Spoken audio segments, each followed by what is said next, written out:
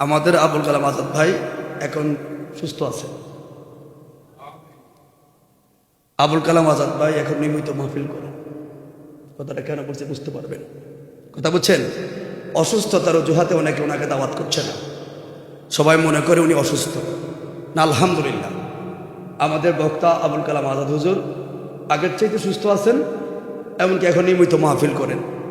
যারা ওনাকে আগে দাওয়াত দিতেন কিংবা দিবেন আশা করছেন, অসুস্থতার কারণে আপনি ভাবতেছেন দিবেন কি দিবেন না, না, এখন উনি ওয়াজ করার মতো আল্লাহ পাক আমাকে তৌফিক দিয়েছে। এই জন্য আপনারা সবাই ওনাকে দাওয়াত করবেন। কথা কি বুঝছেন? আমাদের সুন্নি ভাই, আল্লাহ কবুল করুক, সকলে বলুন আমিন। এভাবে যত ওলামায়ে কেরাম আছে যারা অসুস্থ, এলাকাবাসী যারা অসুস্থ, আল্লাহ পাক সবাইকে সুস্থতার নিয়ামত নসিব করুক, সকলে বলুন আমিন। আমাকে একটা টপিক দিয়েছে পিতামাতার হক, অর্থাৎ পিতামাতার খেদমত। যাই হোক, এখানে যারা আছেন যুবকরা থাকলে কথাটা বলতে পারতেন। এখানে বেঁকে আছে পিতামাতা, কাদ্দার কি বলবো। আর মসজিদের ভিতরে একটা মাহফিল কন্ট্রোল করা অনেক কষ্টের ব্যাপার, সাউন্ড সিস্টেম, এর মাঝেও কথা বলতে হবে। অসুবিধা হলে আপনারা আমাকে জানাবেন।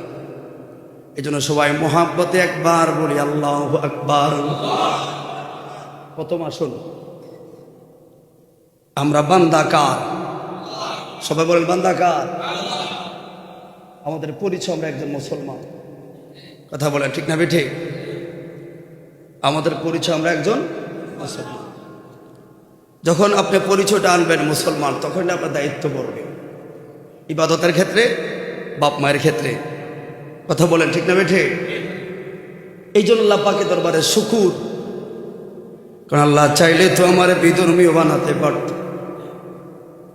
আল্লাহ চাইলে আমার হিন্দু বৌদ্ধ নাসারা ইহুদি বানাইতে পারত। আল্লাহ